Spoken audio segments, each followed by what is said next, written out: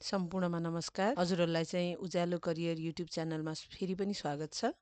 अस्ति पनि हामीले चाहिँ प्रब्लम सल्भिङको चाहिँ फर्मेट चाहिँ हजुरहरू सामु राखेका थियौँ। त्यसै भिडियोमा चाहिँ भनेको थिएँ कि म यसपछिकोमा नमुना प्रश्न राख्नेछु भनेर। सोही बमोजिम आज मैले एउटा चाहिँ हजुरहरूको चाहिँ यो लोकसेवा आयोगद्वारा नै अधिकृत स्तरमा चाहिँ सोधेको चाहिँ नमुना प्रश्नको सल्भ गर्नको लागि चाहिँ मैले यहाँ एउटा भिडियो राखेको छु। आशा छ हजुरहरूलाई चाहिँ यो भिडियो मन पर्नेछ।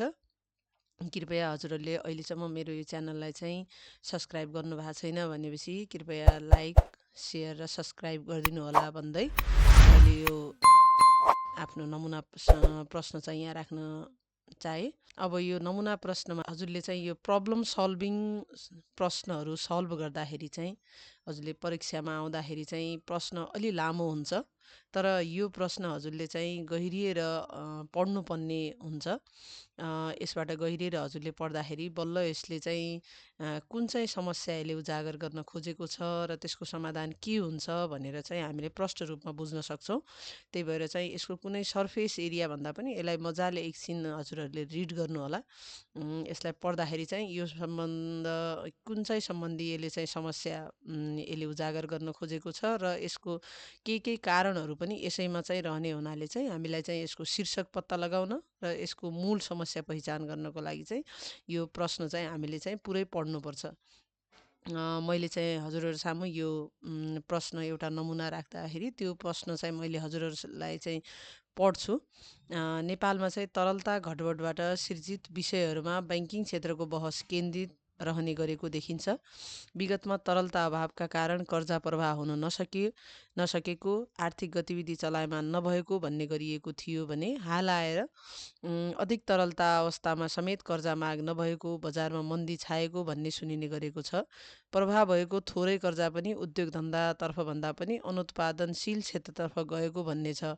यस पृष्ठभूमिमा देशमा उपलब्ध बचत पुँजीलाई कसरी समुचित ढङ्गले उत्पादनशील क्षेत्रमा प्रवाह गरी दिगो आर्थिक वृद्धिको लक्ष्य हासिल गर्न सकिएला, समस्याको पहिचान गरी समाधानका उपाय सुझाउनुहोस् भनेर 20 नम्बरको प्रश्न चाहिँ यो रहेको छ। अब यसमा चाहिँ हजुरले चाहिँ यो प्रश्न पढ्दै अलिअलि के समस्या रहेछ भन्ने कुराहरू चाहिँ हजुरले बुझिसक्नु भयो होला।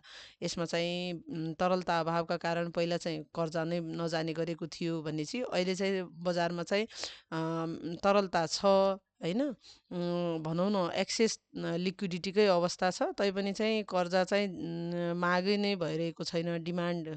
कर्जाको डिमान्ड कम छ र कर्जाको डिमान्ड जति हुन्छ त्योभन्दा पनि त्यो कर्जा चाहिँ जस्तै खासमा चाहिँ उत्पादनशील क्षेत्रमा कर्जा जाँदाखेरि चाहिँ समग्र अर्थतन्त्रलाई चाहिँ लाभ हुने हो, तर त्यो भएको अलिअलि कर्जा पनि अनुत्पादनशील क्षेत्रतर्फ भनेको जस्तै घर जग्गा व्यवसाय सेयरतर्फ भन्ने गएको छ भन्ने जस्तो पृष्ठभूमिमा यो प्रश्न रहेको छ। त्यसैले चाहिँ अब हामीले यो देशको चाहिँ जस्तै अर्थतन्त्रमा रहेको जुन हाम्रो अधिक तरलताको अवस्था छ त्यसलाई चाहिँ उत्पादनशील क्षेत्रमा कसरी प्रवाह गरेर हामीले चाहिँ आर्थिक वृद्धि बढाउन सकौँला भन्ने विषयमा चाहिँ यसले प्रश्न राखेको छ। अब यसलाई चाहिँ मैले एउटा सरसर्ती एउटा फर्मेटमा यसलाई सल्भ गरेको छु। हजुरहरूलाई चाहिँ अब यो फर्मेट चाहिँ यही हुन्छ भन्ने होइन, हजुरले चाहिँ आफ्नो योभन्दा पनि बेटर लेख्न सक्नुहुन्छ। मैले चाहिँ सुरुमा चाहिँ अस्ति फर्मेट भनेअनुसार नै एउटा शीर्षक राखेको छु। शीर्षकमा चाहिँ हजुरले चाहिँ यो प्रश्न पढेर सठिक रूपमा चाहिँ जस्तो हजुरलाई सजिलो लाग्छ त्यो सठिक रूपमा चाहिँ एउटा शीर्षक बनाउन सक्नुहुन्छ। जस्तै नेपालको ब्याङ्किङ क्षेत्रको तरलताको उतार चढाव, ब्याङ्किङ स्रोत साधनको उत्पादनशील प्रयोग हुन नसक्दा दिखो आर्थिक विकासको लक्ष्यमा परेको प्रभाव, समस्या र समाधान भन्ने चाहिँ यो टपिकमा चाहिँ म समस्या छ र त्यसलाई समाधान गर्दैछु भन्ने विषयमा चाहिँ यसले देखाउँछ। त्यसपछि हामीले चाहिँ अब समस्या समाधानको पहिलो स्टेजमा हामी प्रवेश गर्दैछौँ, जसमा चाहिँ पहिलो स्टेज के थियो त पृष्ठभूमि। हामीले यसको क्वेसनको अलिअलि भयो भने ब्याकग्राउन्ड लेख्नुपर्ने हुन्छ। जस्तै ब्याकग्राउन्डमा हजुरले चाहिँ यही कुरालाई चाहिँ मैले अस्ति पनि भनेको थिएँ, हजुरको प्रश्नको अलिअलि समराइज केही तथ्याङ्कहरू र केही कुरा हजुरले त्यो सम्बन्धी टपिकमा जानेको कुराहरू चाहिँ यसमा लेख्दा हुन्छ। धेरै बढाउने होइन, हजुरले चाहिँ यो चाहिँ हजुरलाई फर्मेटिङ गर्नको लागि चाहिँ राम्रो देखिन्छ भनेर चाहिँ हो। जस्तै मैले चाहिँ अलिकति सानो फर्मेट लेखेको छु, जसमा चाहिँ नेपालमा तरलताको घटबढ दोहोरिने प्रकृतिको रहनु, कहिले तरलता अभाव भई कर्जा विस्तार हुन नसक्नु र पछिल्लो समयमा बजारमा पर्याप्त तरलता भए तापनि कर्जा विस्तार हुन नसक्दा राज्यमा उपलब्ध पुँजीलाई समुचित ढङ्गले उत्पादनशील क्षेत्रमा प्रभाव गर्न नसकिएको, जसबाट राष्ट्रिय पुँजी निर्माण, रोजगारी सिर्जनामा समेत नकारात्मक असर परेको भन्ने चाहिँ यो पृष्ठभूमि राखेको छु। अब यसको हाम्रो यसपछिको टपिकमा हामी जाउँ। हाम्रो मेन टपिक के हुन्छ त, समस्याको पहिचान गर्नु। समस्या दिएको छ, अब यसमा चाहिँ समस्या के छ त भनेर पहिचान। मैले अस्ति पनि हजुरलाई समस्याको पहिचान गर्दा के हुन्छ भनेको थिएँ, त्यसको परिणामबाट हामीले के हुनुपर्ने थियो त्यो भएन, त्यो नै समस्या हो। जस्तै हाम्रो असल नियमन नहुँदाखेरि नियमनकारी निकायको प्रभावकारिता कम हुनाले चाहिँ हाम्रो के भयो, भ्रष्टाचार बढ्यो भनेको थियो होइन। अनि त्यसपछि भ्रष्टाचार बढ्नु के भयो त, समस्या हो। र नियमनकारी निकायको प्रभावकारिता कम हुनु कारण के कारणले बढ्यो त भनेपछि नियमनकारी निकायको प्रभावकारिता कम भयो र त्यसले के भयो त, भ्रष्टाचार बढ्यो हो। त्यसै गरी हामीले चाहिँ यसबाट पनि एउटा चाहिँ समस्या पहिचान गर्नुपर्छ। अनि त्यसपछि मैले अर्को के भनेको थिएँ, हजुरलाई चाहिँ कुनै समस्या ठ्याक्कै त्यही मूल समस्या कुन हो पहिचान भएन भनेपछि त्यसलाई म्याक्रो फर्ममा बनाउने। म्याक्रो जस्तै तरलता व्यवस्थापन भएन होइन, तरलताको उचित व्यवस्थापन हुन नसकेको टाइपको चाहिँ एउटा म्याक्रो बनाउने, या हजुरले चाहिँ 2-3वटा समस्यालाई पनि मूल समस्या र सहायक समस्या गरेर 1 2 3 गरेर हजुरले लेख्न सक्नुहुन्छ, जसरी हजुरलाई जसरी सजिलो लाग्छ। जस्तो मैले यहाँ चाहिँ हजुरलाई चाहिँ जुन सुकैबाट एउटा बनाउँदा पनि हुन्छ होइन, 3टै राख्दा पनि भयो। जस्तै अर्थतन्त्रमा एउटा समस्या के उजागर गरेको छ यसले भनेपछि अर्थतन्त्रमा तरलताको घटबड दोहोरिने प्रकृतिको रहनु होइन, कहिले कम हुन्छ कहिले बढी हुन्छ तरलता समस्या। अनि अर्को चाहिँ अधिक तरलताको अनुपातमा कर्जाको माग हुनु नसक्नु पनि समस्या देखाएको छ यसले होइन। अर्को चाहिँ ब्याङ्किङ क्षेत्रमा परिचालित कर्जा उत्पादनशील क्षेत्रबाट अनुत्पादनशील क्षेत्रतर्फ अधिक प्रवाह हुनु, उत्पादनशील क्षेत्रमा जानुपर्नेमा अनुत्पादनशील क्षेत्रमा कर्जाको अधिक प्रवाह हुनु पनि एउटा समस्या देखाएको छ यो क्वेसनमा होइन। यो चाहिँ समस्याको पहिचान भयो।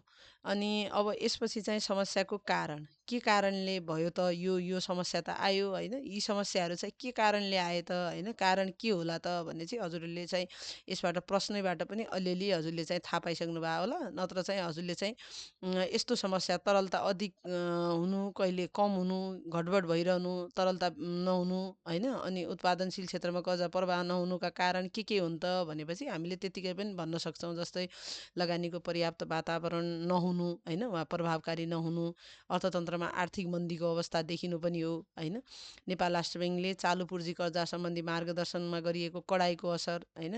भर्खरै केही समय अगाडि नेपाल राष्ट्र ब्याङ्कले चाहिँ वर्किङ क्यापिटल गाइडलाइन भन्ने चाहिँ पब्लिस गरेको थियो। त्यसमा चाहिँ अलिकति कर्जा सम्बन्धी, चालु पुँजी कर्जा सम्बन्धी केही निर्देशनहरूले गर्दाखेरि चाहिँ कर्जामा चाहिँ प्रब्लम आयो भनेर भनिरहेछ होइन। त्यसपछि अर्को चाहिँ उत्पादनशील क्षेत्र कर्जा विस्तारका लागि प्रभावकारी नियमन तथा अनुगमनको अभाव रहनु होइन।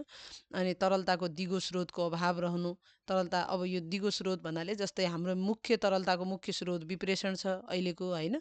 अनि विप्रेषण रहनु र त्योमा चाहिँ उतार चढाव आउनु। जस्तै कोभिडको बेला चाहिँ हाम्रो तरलता कस्तो थियो, के अरे तरलताको अवस्था कस्तो थियो, त्यसपछि कस्तो रह्यो होइन। अहिले चाहिँ विप्रेषणको रेमिटान्सको हाम्रो चाहिँ डे बाई डे बढ्दै गइरहेको छ। त्यसले गर्दाखेरि अहिले हाम्रो अर्थतन्त्रमा तरलता अधिक रहेको छ होइन। विप्रेषण कम भयो भनेपछि हाम्रो चाहिँ तरलतामा पनि चाप पर्छ। त्यसैले गर्दाखेरि चाहिँ हाम्रो तरलताको मुख्य स्रोत विप्रेषण रहनुले पनि तरलता उतार चढाव गराउँछ भनेर हामीले कारणहरूमा चाहिँ लेखेका छौँ। यो हजुरले चाहिँ अझै धेरै धेरै बढाउनु पनि सक्नुहुन्छ, तर हाम्रो चाहिँ टाइमिङको उसले चाहिँ हजुरले चाहिँ यही 5-6वटा चाहिँ लेख्दाखेरि बेटर हुन्छ। त्यसपछि हाम्रो चाहिँ अर्को स्टेपमा चाहिँ के गर्छौँ भनेपछि समस्याका प्रभावहरू देखाउँछौँ। यो समस्याका कारणले गर्दाखेरि कहाँ प्रभाव पर्यो त, इफेक्ट केमा इफेक्ट गरिरहेछ भन्ने कुरा हामी देखाउँछौँ। जस्तै हामीले चाहिँ यसमा उल्लेखित समस्याबाट अर्थतन्त्रमा निम्न बमोजिमको समस्या सिर्जना भएको छ या निम्न बमोजिमको क्षेत्रमा प्रभाव परेको छ भन्ने होइन। अनि के भएको छ त यसले गर्दाखेरि चाहिँ हाम्रो यो समस्याले के भयो त भन्दाखेरि हाम्रो चाहिँ के भयो त, उत्पादनशील क्षेत्रमा लगानी कम भयो होइन। उत्पादनशील क्षेत्रमा कर्जा जानुपर्नेमा त्यहाँ लगानी कम भयो होइन। ब्याङ्क वित्तीय संस्थामा समयमा वित्तीय घर्षण देखिएको होइन। अनि त्यसपछि कहिले ब्याज दर उच्च दरमा बढ्ने, कहिले बचतकर्तालाई डिस्करेज हुने गरी ब्याज दर घट्ने, यस्तो समस्या ब्याज दरमा पनि उतार चढाव आयो भन्ने भयो होइन। अनि अर्को चाहिँ ब्याङ्क तथा वित्तीय संस्थाको नाफामा समेत असर परेको भनेर चाहिँ हामीले चाहिँ भन्न सक्छौँ। यो प्रभाव पर्यो होइन। अब नाफामा असर त परिहाल्छ कर्जाको होइन। कर्जा पर्याप्त रूपमा कर्जा प्रवाह गर्न सकेन भनेपछि अनि त्यसले नाफामा इफेक्ट गर्छ ब्याङ्कहरूको। यी प्रभाव परेको छ भनेर हामीले यही 4-5वटा लाइनहरू चाहिँ हामीले यसको प्रभावहरू चाहिँ देखाउन सक्छौँ। अब त्यसपछिको हाम्रो 5औँ स्टेप के थियो त भन्दाखेरि मौजुदा कानुन तथा नीति। त्यो सम्बन्धी चाहिँ हाम्रो यो समस्यासँग सम्बन्धित मैले भनेको थिएँ हजुरलाई चाहिँ सबै मौजुदा कानुन त हो होइन, तर हजुरको जुन समस्या छ त्यो समस्यासँग सम्बन्धित मौजुदा कानुन तथा नीतिहरूलाई उजागर गर्दाखेरि चाहिँ हजुरको बेस्ट हुन्छ। जस्तै अब एउटामा चाहिँ जस्तै मुलुकको संविधान हाम्रो मेन कानुन त्यो नै भयो होइन, संविधान त हाम्रो हामीले राख्नै पर्छ होइन। मुलुकको संविधानलाई चाहिँ संविधानमा चाहिँ के उल्लेख गरेको छ त भनेर कुरा यो राख्न सकेपछि धेरै बेटर हुन्छ हजुरले चाहिँ। जस्तै त्यो हजुरको समस्यासँग सम्बन्धित संविधानमा कुनै टपिकले कुनै धारा कुनै होइन उपधारा अनुसूचीहरू अनि राज्यका नीति निर्देशक सिद्धान्तहरू त्यो सम्बन्धी कुनै एउटा पार्टमा चाहिँ हजुरको समस्यालाई उजागर हुने गरी केही टपिक छ भनेपछि त्यो पोइन्ट नै यहाँ राख्दाखेरि एकदमै बेस्ट हुन्छ। होइन भने हजुरले थाहा पाएको नेपालको संविधान होइन 2072 भनेर पनि लेख्न सक्नुहुन्छ। अनि त्यसपछि यसमा चाहिँ मैले के लेखेको छु भने मुलुकको संविधानले चाहिँ पब्लिक प्राइभेट पार्टनरसिपलाई जोड दिँदै निजी क्षेत्रका स्रोत साधनलाई राष्ट्रिय उत्पादकत्व क्षेत्रमा परिचालन गर्न जोड दिएको भन्ने चाहिँ हाम्रो यहाँ संविधानमा भएको व्यवस्था भयो। त्यसपछि अर्को व्यवस्था के छ त यो समस्यासँग सम्बन्धित भनेपछि बाफिया। बाफियामा चाहिँ के छ भनेपछि बैङ्क तथा वित्तीय संस्था सम्बन्धी ऐन 2073ले नेपाल राष्ट्र बैङ्कले तोकेको क्षेत्रमा तोकेको सीमामा कर्जा लगानी गर्नुपर्ने पक्षलाई जोड दिएको छ होइन, बाफियामा छ। त्यसपछि अरू के छ त भन्दाखेरि चाहिँ एकीकृत निर्देशन हाम्रो जुन ब्याङ्क वित्तीय संस्थाहरूको लागि चाहिँ नेपाल राष्ट्र बैङ्कले जारी गर्छ एकीकृत निर्देशिका भन्छ होइन। अनि त्यसमा चाहिँ के व्यवस्था छ भनेपछि उत्पादनशील क्षेत्रमा प्रवाह गर्नुपर्ने कर्जाको सीमा तोकेको। जस्तै कति कृषिमा कति होइन हजुरको चाहिँ जो प्राथमिकता प्राप्त क्षेत्रहरू उत्पादनशील क्षेत्रहरू ऊर्जामा कृषिमा होइन कति उसले चाहिँ प्रवाह गर्नु पर्यो भनेर हाम्रो सीमा तोकिदिया हुन्छ। त्यो सीमा बमोजिम चाहिँ उसले प्रवाह गर्नै पर्छ। कृषिमा जस्तै 15% उसले के अरे प्रवाह गर्नै पर्छ। त्यस्तै विपन्न वर्ग कर्जा 5% हुनैपर्छ होइन। यो कुरा चाहिँ यो निर्देशिकामा लेखेको छ। त्यस्तै सोही निर्देशनको उत्पादनशील क्षेत्रमा प्रवाह हुने कर्जाको आधार दरमा 2% मात्र प्रिमियम थप गर्न पाउने व्यवस्था गरेको। अब यो जस्तै त्यही निर्देशिकामा के लेखेको छ भने चाहिँ उत्पादनशील क्षेत्रमा कर्जा प्रवाह भयो भनेपछि सो ब्याङ्कको चाहिँ बेस रेटमा चाहिँ +2 प्रिमियम थप गरेर उसबाट ब्याज वसुल गर्न पाउने भन्ने पनि व्यवस्था राखेको छ। यी भए हाम्रा मौजुदा व्यवस्था। यसमा अरू पनि हजुरहरूले चाहिँ योसँग सम्बन्धित भेटाउनु हो भने चाहिँ त्यो पनि राख्दा हुन्छ। अनि अब त्यसपछि चाहिँ हाम्रो चाहिँ अब के भयो त समस्या पनि उजागर भयो, त्यसको कारण प्रभाव र त्यसको सम्बन्धी कानुनहरू पनि सबै बनेका देखिए होइन। तैपनि समस्या समाधान भएको छैन भने चाहिँ अब समाधान गर्नलाई के गर्दा बेटर होला त हामीलाई सोध्या छ होइन। हामीले चाहिँ सुझाव दिने हो। सुझावहरू के हुन सक्छन् त अब भनेर मैले चाहिँ अल्पकालीन मध्यकालीन र दीर्घकालीन सुझाव भनेर चाहिँ यहाँ 3 क्याटेगोरी बनाएर चाहिँ मैले सुझावहरू राखेको छु। जसमा चाहिँ यसमा चाहिँ यसरी लेख्दा बेटर होला जस्तो लाग्छ मलाई। जस्तै देशमा उपलब्ध बचत पुँजीलाई के कसरी समुचित ढङ्गले उत्पादनशील क्षेत्रमा प्रवाह गरी दिगो आर्थिक वृद्धिको लक्ष्य हासिल गर्न तथा माथि उल्लेखित समस्या समाधानका लागि देखाएका सुझाव हुन्छन् भनेर हामीले चाहिँ लेख्यौँ। अब यसमा जस्तै अल्पकालीन सुझाव भनेको हजुरको चाहिँ 1 वर्षभित्र चाहिँ गर्न सकिने सुझावहरूलाई अल्पकालीनमा राख्नु होला। जस्तै मध्यकालीन भन्नाले 2 देखि 5 वर्ष लाग्छ भनेपछि 1 वर्षभन्दा 5 वर्षभित्र चाहिँ त्यो मध्यकालीन सुझाव भयो। र त्यसपछि दीर्घकालीन सुझावमा चाहिँ 5 वर्षभन्दा माथिको सुझावहरू चाहिँ दीर्घकालीन सुझाव अन्तर्गत राख्न सकिन्छ। अब यो अल्पकालीन सुझाव अन्तर्गत हजुरको चाहिँ मैले राखेको चाहिँ जस्तै ब्याङ्क तथा वित्तीय संस्थाले उत्पादनशील क्षेत्रमा प्रवाह गरेको कर्जाको सदुपयोगिता भए नभएको अनुमान गर्ने संयन्त्र निर्माण गर्ने एउटा होइन। हाम्रो चाहिँ अब कर्जा गएको छ कि छैन भनेर ब्याङ्क स्वयं आफैले चाहिँ एउटा संयन्त्र निर्माण गर्ने कि आफैले अनुगमन जस्तै इन्टरनल अडिटको कुराहरू होइन इन्टरनल कन्ट्रोलको कुराबाट उसले चाहिँ कर्जा चाहिँ प्रवाह भएको नभएको सदुपयोगिता हेर्नु पर्यो कर्जाको सदुपयोगिता।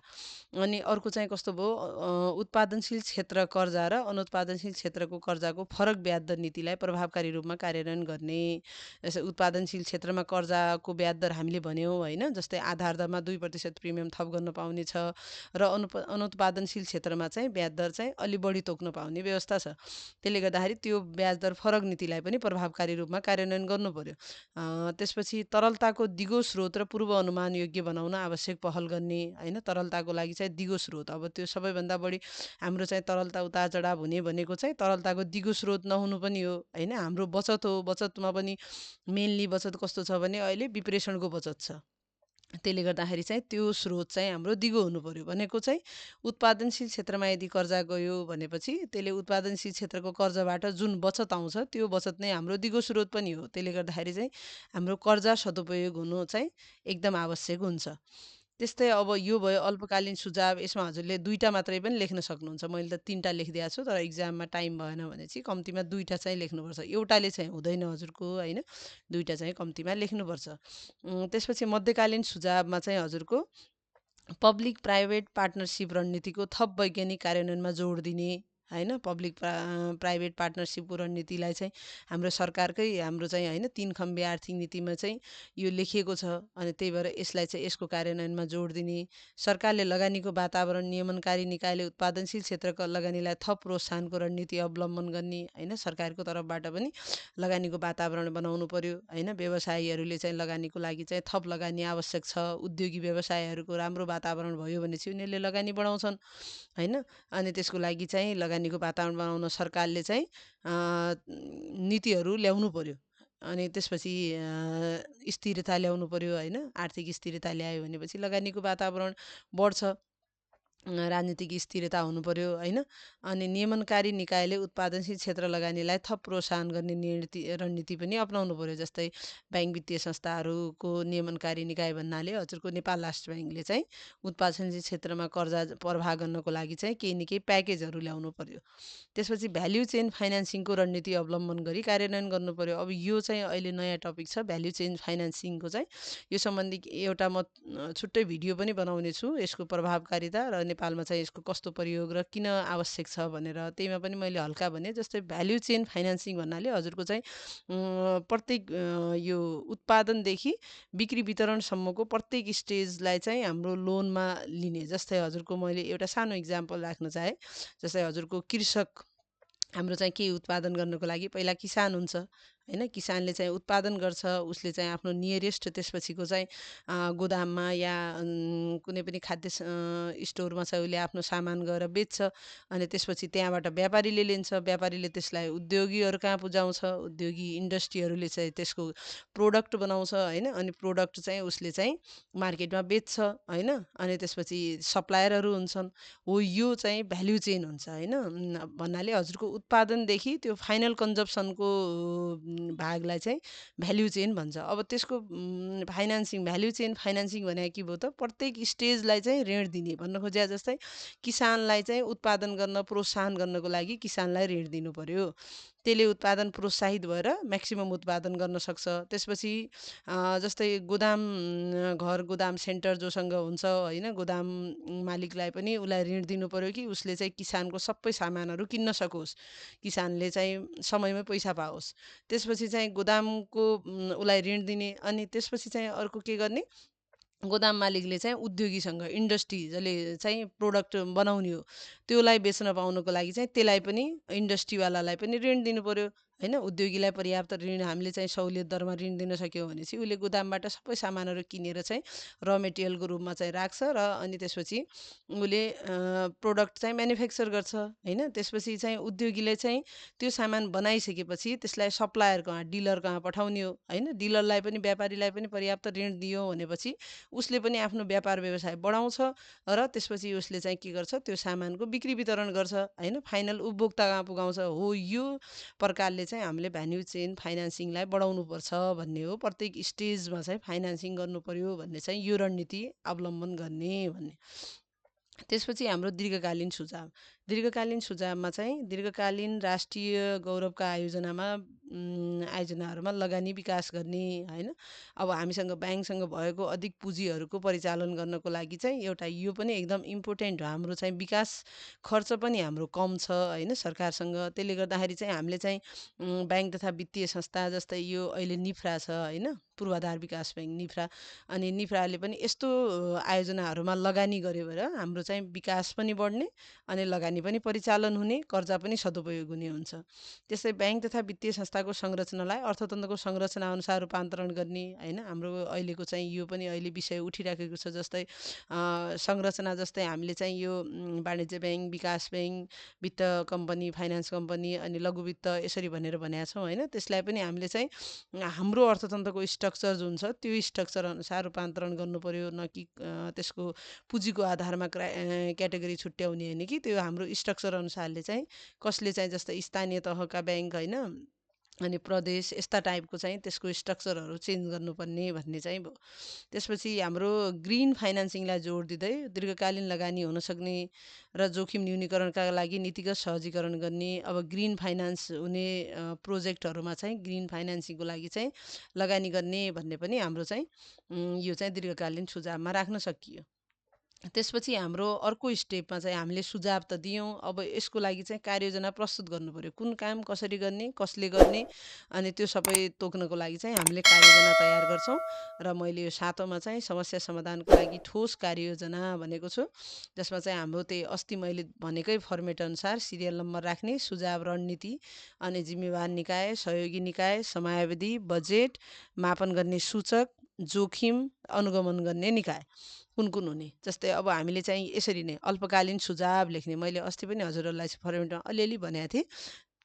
यसमा चाहिँ अल्पकालीन सुझावमा चाहिँ जस्तै हजुरको 1 नम्बर रणनीति नम्बर 1 भन्ने, जस्तै अब मैले त्यही भनेको थिएँ नि त हजुरलाई। जस्तै यो चाहिँ कस्तो हुन्छ भनेपछि हजुरले यही राख्नुपर्ने भन्ने हुँदैन, किनकि यो यहाँ लेखिसक्नुभयो, फेरि इक्जाममा चाहिँ टाइमिङको चाहिँ टाइम कन्स्टेन्ट हुन्छ होइन, अनि फिक्स हुन्छ। त्यसले गर्दाखेरि चाहिँ यो त्यहाँ सार्दाखेरि चाहिँ हजुरलाई टाइमिङ नमिल्ने हुन्छ। त्यसले गर्दाखेरि चाहिँ यहाँ बुझ्ने, हजुरले लेखिसक्नु भएको छ ब्याङ्क तथा वित्तीय संस्थाले उत्पादनशील क्षेत्रमा प्रवाह गरेको कर्जाको सदुपयोगता भए नभएको अनुगमन गर्ने, संयन्त्र निर्माण गर्ने भन्ने यो चाहिँ हाम्रो रणनीति हो होइन। यो रणनीतिलाई मैले त्यही भएर यहाँ के लेखिदिने, रणनीति नम्बर 1 लेख्ने। यसरी रणनीति नम्बर 1 अल्पकालीन सुझावमा रणनीति नम्बर 1 भनेर आइसक्यो।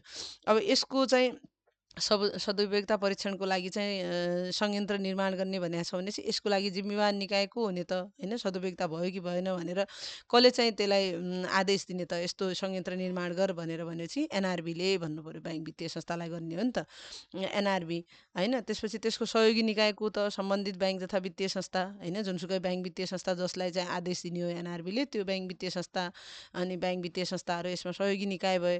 समयावधि कति हुने त यसको भने चाहिँ संयन्त्र निर्माण गर्न निरन्तर यो चाहिँ संयन्त्र निर्माण गर्नु पर्यो। अल्पकालीन किनकि भोलि नै पनि गर्न सक्छ नि त, यो त एउटा कमिटी ल संयन्त्र निर्माण गर्ने भनेपछि एउटा निश्चित कमिटी त्यो बनाएर एउटा मेकानिजम राखेर यसरी चाहिँ अनुगमन गर्ने भन्ने बनाउन सक्छ होइन।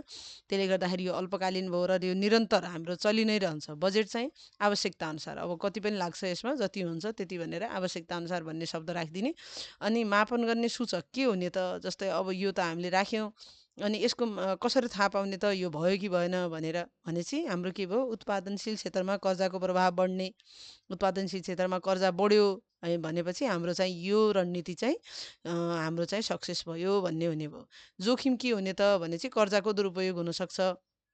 कर्जा चाहिँ त्यो संयन्त्र त निर्माण गऱ्यौँ होइन, तर त्यो संयन्त्रले काम गरेन भनेपछि कर्जा अर्को सेक्टरमा गएको पनि हुनसक्छ, दुरुपयोग भएको हुनसक्छ। त्यसले गर्दाखेरि अनुगमन गर्ने निकाय हामीले कसलाई राख्यौँ, अर्थ मन्त्रालय होइन। अर्थ मन्त्रालयले अनुगमन गर्न सक्छ यो संयन्त्रको भनेर, या नेपाल राष्ट्र ब्याङ्कै पनि राख्न सकिन्छ यसमा, नेपाल सरकार पनि राख्न सकियो होइन। त्यस्तै यो एउटा भर्यौँ हामीले। त्यस्तै त्यस्तै सेम हजुरले चाहिँ यहाँ रणनीति हेर्दै यिनीहरू भर्दै गर्नुपर्छ। जस्तै अर्को चाहिँ कस्तो छ, उत्पादनशील क्षेत्र कर्जा र अनुत्पादनशील क्षेत्रको कर्जाको फरक ब्याज दर नीतिलाई प्रभावकारी रूपमा कार्यान्वयन गर्ने भनेको छ होइन। अनि त्यसपछि त्यसको लागि जिम्मेवार निकायको हुने, राष्ट्र ब्याङ्क हुने होइन, अनि सहयोगी निकायको हुने ब्याङ्कर्स एसोसिएसन भनेको सबै ब्याङ्क तथा वित्तीय संस्थाको एउटा समूह हुन्छ जसलाई ब्याङ्कर्स एसोसिएसन भनिन्छ। यसमा ब्याङ्क वित्तीय संस्था लेखिदिँदा पनि हुन्छ सहयोगी निकायमा। अनि समयावधि पनि निरन्तर हुने, बजेट आवश्यकता अनुसार राख्ने, मापन गर्ने सूचक के भयो त भन्दै कर्जा वृद्धिका साथै जिडिपी समेत बढ्ने होइन। अनि त्यसपछि हाम्रो चाहिँ अर्को के भयो त, जोखिम के हुने त, संरचना कमजोर हुनसक्छ यो। अनि यसको अनुगमन गर्ने निकायको हुने त अर्थ मन्त्रालय। त्यसै रणनीति नम्बर 3 होइन, रणनीति नम्बर 3 राखेका छौँ, तरलताको दिगो स्रोत र पूर्व अनुमान योग्य बनाउन आवश्यक पहल गर्ने भनेका छौँ होइन। अनि त्यसपछि आवश्यक पहल गर्न कसले गर्ने त, नेपाल राष्ट्र ब्याङ्कले गर्न सक्यो। सहयोग कसले गर्ने, अर्थ मन्त्रालयले गर्न सक्छ। बजेट कति चाहिन्छ त यसमा भनेपछि बजेट चाहिँ निरन्तर रूपमा होइन। अनि त्यसपछि बजेट आवश्यकता अनुसार समयावधि चाहिँ निरन्तर चलिरहन्छ। यसको सूचक के हुने त भने चाहिँ तरलताको उतार चढाव कम हुने होइन, यसले चाहिँ उतार चढाव कम गराउँछ। अनि त्यसपछि जोखिम के हुन्छ त, दिगो स्रोतको अभाव हुनसक्छ होइन। अनि त्यसपछि यसको अनुगमन गर्ने निकाय नेपाल सरकार या अर्थ मन्त्रालय राख्न सक्छौँ। त्यस्तै मध्यकालीन सुझावमा पनि यसै गरी मध्यकालीन सुझाव हजुरको पब्लिक प्राइभेट पार्टनरसिप रणनीतिको थप वैज्ञानिक कार्यान्वयनमा जोड दिने। यसलाई चाहिँ हामीले चाहिँ कसरी राखेका छौँ, फेरि मध्यकालीन सुझाव रणनीति नम्बर 1, यसको जिम्मेवार निकायको हुने नेपाल सरकार हुने पब्लिक प्राइभेट पार्टनरसिप गर्नको लागि। र अर्को के हुने त, त्यसको सहयोगीमा चाहिँ सम्बन्धित मन्त्रालय नीति बनाउनु पर्यो। अनि त्यसपछि मध्यकालीन सुझावको समयावधि चाहिँ यसको कति हुने त भने चाहिँ निरन्तर। बजेट चाहिँ हजुरले चाहिँ यो चाहिँ समयावधिमा चाहिँ निरन्तर, यसलाई चाहिँ आवश्यकता अनुसार नै राख्दा हुन्छ। प्रत्येक उसमा चाहिँ यो चाहिँ हजुरलाई सजिलो हुन्छ। त्यसपछि यसको चाहिँ सूचक के हुने त मापन गर्ने भने चाहिँ आर्थिक वृद्धि भई ब्याङ्किङ क्षेत्रको स्रोत साधनको उपयोग हुने। अनि त्यसपछि अर्को चाहिँ के हुने, नीतिगत वाष्पीकरण होइन, नीतिहरूको चाहिँ पर्याप्त रूपमा नीति बन्ने तर त्यो लागु नहुने होइन, यत्तिकै बनेर जाने। अनि त्यसपछि अनुगमन निकाय संसदीय अर्थ समिति भनेका छौँ होइन। यसमा चाहिँ त्यस्तै अर्को चाहिँ के छ त भने चाहिँ सरकारले लगानीको वातावरण नियमनकारी निकायले उत्पादनशील क्षेत्रमा लगानी थप प्रोत्साहन नीति या रणनीति अवलम्बन गर्ने भनेका छौँ होइन। अनि त्यसको चाहिँ के हुने त भने चाहिँ अर्थ मन्त्रालय जिम्मेवार निकाय रहने, नेपाल राष्ट्र ब्याङ्क, ब्याङ्क तथा वित्तीय संस्था या सम्बन्धित मन्त्रालय यसको चाहिँ सहयोगी निकाय हुने। अनि यहाँ चाहिँ निरन्तर आवश्यकता अनुसार। त्यस्तै अब यसको सूचक के हुने त भनेपछि आर्थिक वातावरण राम्रो हुने। अनि त्यसपछि जोखिम के हुने त भनेपछि प्रभावकारी कार्यान्वयनमा जटिलता, अर्थ समिति। अनि त्यसपछि यसको अनुगमन गर्ने निकाय अर्थ समिति। यसै गरी हामीले चाहिँ रणनीति नम्बर 3 लाई पनि हामीले चाहिँ यसै गरी भरेको छौँ। त्यस्तै दीर्घकालीन स्रोतमा पनि यसै गरी रणनीति नम्बर 1 उसको चाहिँ भर्ने, रणनीति नम्बर 2, रणनीति नम्बर 3 यसरी हजुरले चाहिँ फिलअप गर्न सक्नुहुन्छ सबै कुराहरू आफ्नो अनुसारले चाहिँ। यसमा यही हुन्छ भन्ने होइन, यो चाहिँ अब एउटा स्याम्पल हो। हजुरले चाहिँ आफ्नो हिसाबले चाहिँ यसमा चाहिँ ठोस कार्ययोजना बनाउन सक्नुहुन्छ, सुझावहरू पनि पेश गर्न सक्नुहुन्छ। अब मैले अन्तिममा चाहिँ यसको निष्कर्ष, छोटो निष्कर्ष राखेको छु। निष्कर्षमा चाहिँ हजुरले चाहिँ यो माथि गरेको सल्भको छ अलिकति समराइजेसन गर्ने मात्रै हो। उपरोक्त प्रश्नले उजागर गरेका समस्याको अल्पकालीन, मध्यकालीन र दीर्घकालीन सुझाव मार्फत प्रस्तुत कार्ययोजना बमोजिम वैज्ञानिक रूपमा कार्यान्वयन गर्न सकेमा समस्याको समाधान हुने देखिन्छ भनेर हामीले चाहिँ छोटो निष्कर्ष पनि राखेको छु।